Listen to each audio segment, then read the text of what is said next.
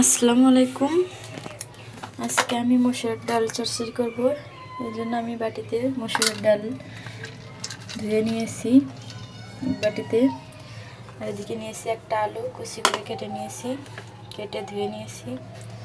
এদিকে নিয়েছি একটা টমেটো বড় সাইজের, আর এখানে কিছু শসা।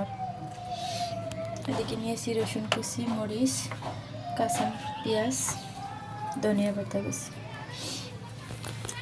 এদিকে নিয়েছি একটা কড়াইতে প্রথমে আমি মসুরের ডালগুলো নিয়ে দিয়ে দেবো আলু, দিয়ে দেবো টমেটো, শসা, কাঁচামরিচ, পেঁয়াজ, রসুন, ধনিয়া পাতা কুচি, হলুদ, ধনিয়ার গুঁড়ো, স্বাদ মতো লবণ। এখানে তেল অ্যাড করব।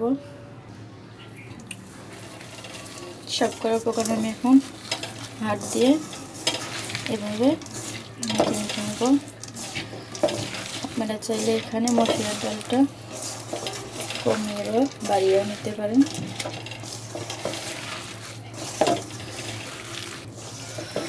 মসুরের ডালগুলো আমার মাখানো হয়ে গেছে। হাতে মাখানো এই মসুরের ডাল চচ্চড়ি কিন্তু খেতে অনেক মজা হয়। এখানে আমি এখন পানি অ্যাড করে দেব। এখানে আমি পানিটা কিন্তু বেশি দেব না, যেহেতু এটা ডালের চচ্চড়ি।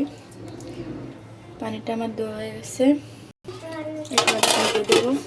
চুলাটা আমি অন করে দিলাম।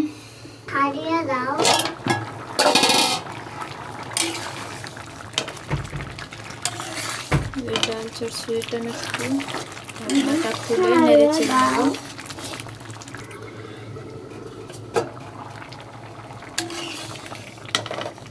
যে ডালগুলো আমার সেদ্ধ হয়ে গেছে, চচ্চড়িটা আমি বাগার দেবো। এটা আমি এখন নামিয়ে নেব। এদিকে কড়াইটা আমি ধুয়ে চুলাতে বসিয়ে দিলাম।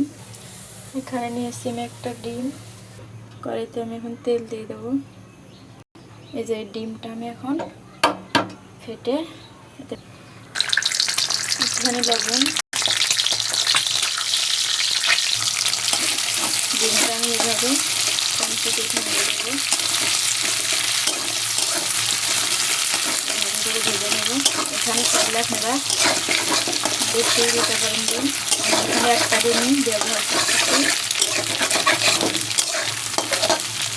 ডিমগুলো আমার ভাজা হয়ে গেছে, এগুলো আমি উঠে নেব। এদিকে ডিমগুলো আমি উঠে নিয়েছি। এদিকে নিয়েছি কিছু ফোড়ন, গোটা জিরে, একটা শুকনো মরিচ, আর নিয়েছি একটা এলাচ। এই ডিম ভাজা তেলের ভিতরে দিয়ে দেবো তেজপাতা, রসুন আর পেঁয়াজ কুচিও আমি দিয়ে দেবো। পেঁয়াজ রসুনটা আমি একটু বাদামি কালার করে তুলে নেব। পেঁয়াজটা যখন আমার বাদামি কালার ভাজা হয়ে যাবে, এই মসুরের ডাল মধ্যে দিয়ে দেবো।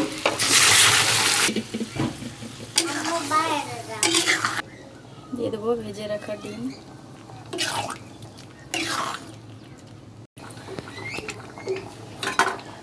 ডাল চচ্চড়িটা আমি আর একটু জাল করে নেব। তো খুব সহজেই কিন্তু এই ডাল চচ্চড়িটা রান্না করা যায়, খুবই সহজে, কিন্তু খেতে অনেক সুস্বাদু। ডাল চচ্চড়িটা আমি নামিয়ে নিয়েছি, একটা পাতিলের ভিতরে ঢেলে নিয়েছি।